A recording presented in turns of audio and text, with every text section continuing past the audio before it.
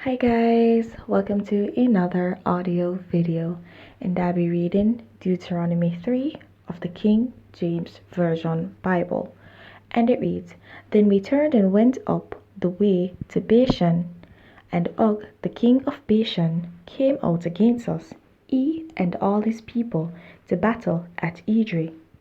And the Lord said unto me, Fear him not, for I will deliver him and all his people and his land into thy hand, and thou shalt do unto him as thou didst unto Sihon, king of the Amorites, which dwelt at Heshbon. So the Lord our God delivered into our hands Og also, the king of Bashan, and all his people, and we smote him until none was left to him remaining.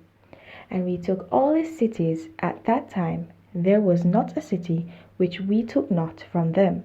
80 cities, all the region of Argob, the kingdom of Og in Bashan.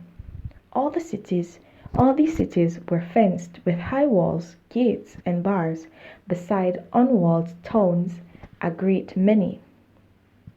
And we utterly destroyed them, as we did unto Sihon, king of Heshbon, utterly destroying the men and women and children of every city. But all the cattle and the spoil of the cities we took for a prey to ourselves. And we took at that time out of the hand of the 2 kings of the Amorites the land that was on this side Jordan, from the river of Arnon unto Mount Hermon, which Hermon the Sidonians call Sirion, and the Amorites call it Shinear. All the cities of the plain, and all Gilead, and all Bashan, unto Salcah, and Edrei, cities of the kingdom of Og in Bashan. For all Og king of Bashan remained of the remnant of giants. Behold, its bedstead was a bedstead of iron. Is it not in Rabath of the children of Ammon?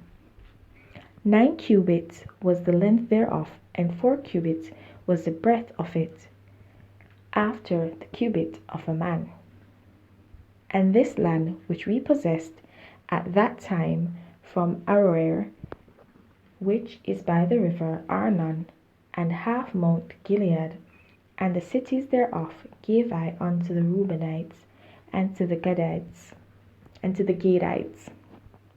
And the rest of Gilead, and all Bashan, being the kingdom of Og, gave I unto the half tribe of Manasseh, all the region of Argob, with all Bashan, which was called the land of giants. Jair, the son of Manasseh, took all the country of Argob unto the coast of Geshuri, and Mahaishite,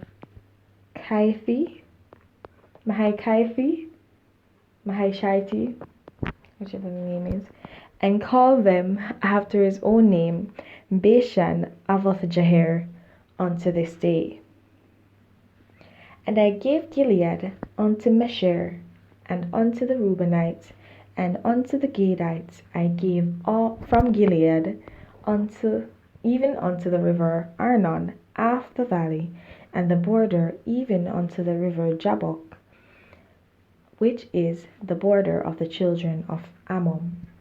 The plain also, and Jordan, and the coast thereof from Chinnereth, even unto the sea of the plain, even the salt sea under Ashdoth-Pika eastward. And I commanded you at that time, saying, The Lord your God hath given you this land to possess it. Ye shall pass over armed before your brethren the children of Israel, all that are meet for the war.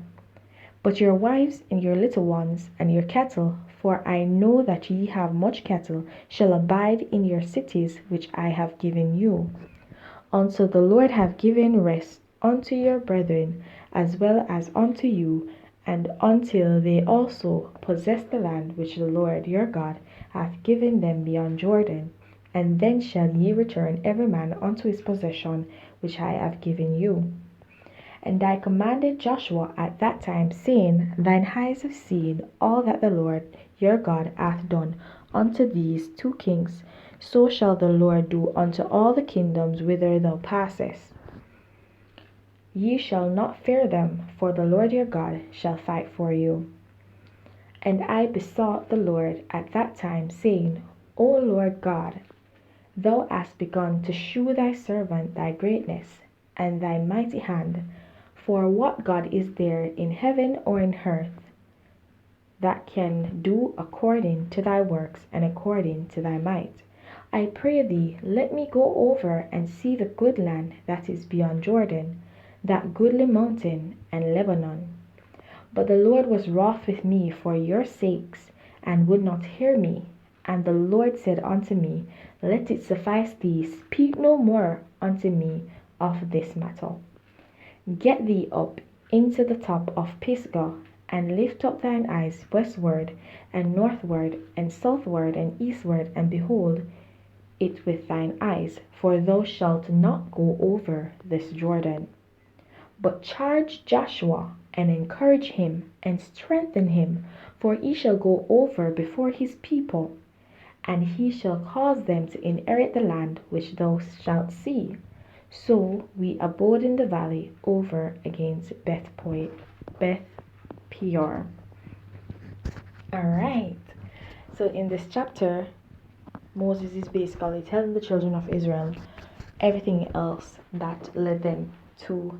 He continued to tell them the story of how they actually came to where they are, and he actually came to tell them that he himself will not get to see the land of Canaan that the Lord had promised, because the Lord was wroth with him, because the Lord was angry with him for their sakes, because he had become angry and smote the rock instead of speaking to the rock as God had commanded him, because he was frustrated with the children of Israel for always nagging at him and for always speaking ill to him, not knowing that they're speaking against the Lord their God.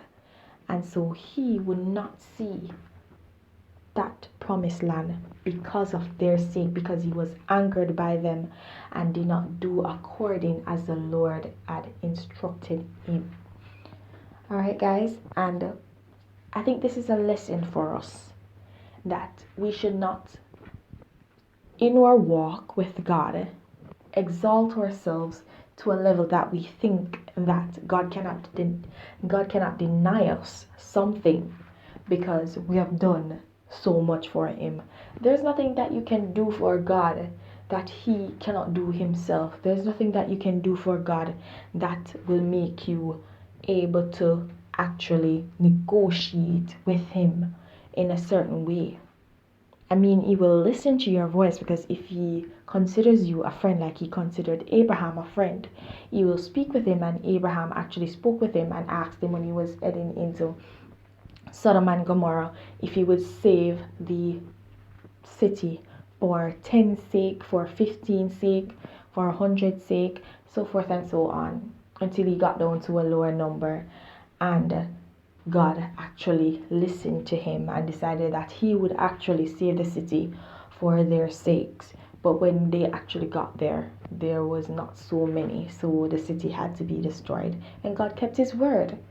But that was not really a negotiation, because if you realized, even when Abraham was speaking to God at that time, and he wasn't speaking directly to God, he was speaking to God's angels. So he was speaking directly to God, and he also spoke with the angels as well, right? Because it's God's word that came to him, and so he spoke to them, and the angels had departed.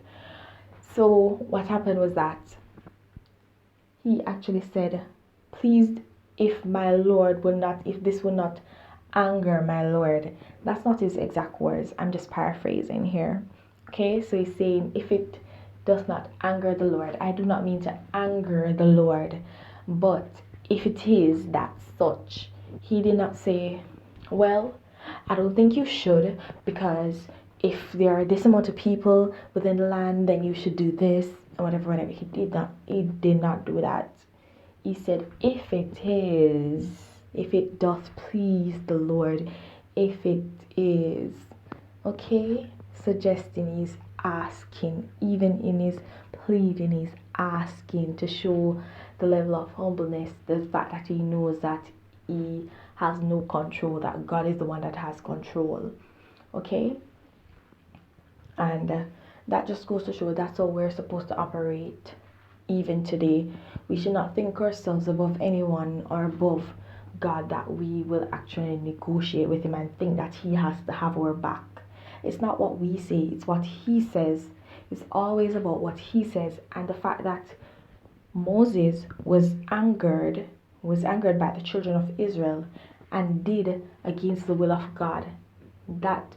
And Moses was a humble person. He was very humble in his dealings.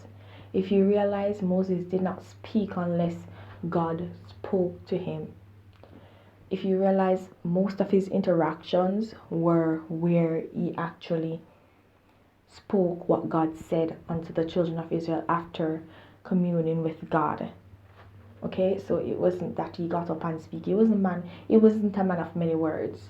Basically, he was very humble by nature, but he was angry that the people were actually cursing God, because when they're not questioning him, Moses, they were questioning God, because it was God that gave Moses the charge to give to them, and it was God that was doing these things, and Moses was just the messenger, the prophet that God was using to speak to them, because they could not see God, because they were very unclean people. God wanted them to be clean, but they were very unclean in their thoughts and in their actions, as we see time and time again. And so God could only speak to Moses directly to pass on message to them. Alright? So always remember, do not exalt yourself above the knowledge of God. Do not try to exalt yourself above the knowledge of God. Okay? We're but mere filthy rags before God. We cannot compare to him. There's nothing we can do that can ever be enough to thank him for everything he's done for us, to worship him. There's not enough worship we can give that he deserves. He deserves so much from us. There's nothing we can do to ever repay him. There's nothing we can do to say he's indebted to us. So we should always remember that and keep that in the forefront of our minds. Alright guys, this is where I'm going to leave you on this, okay? Do have yourselves a blessed day, and don't forget to like, subscribe, and hit that notification so you're alerted whenever a new audio video is posted.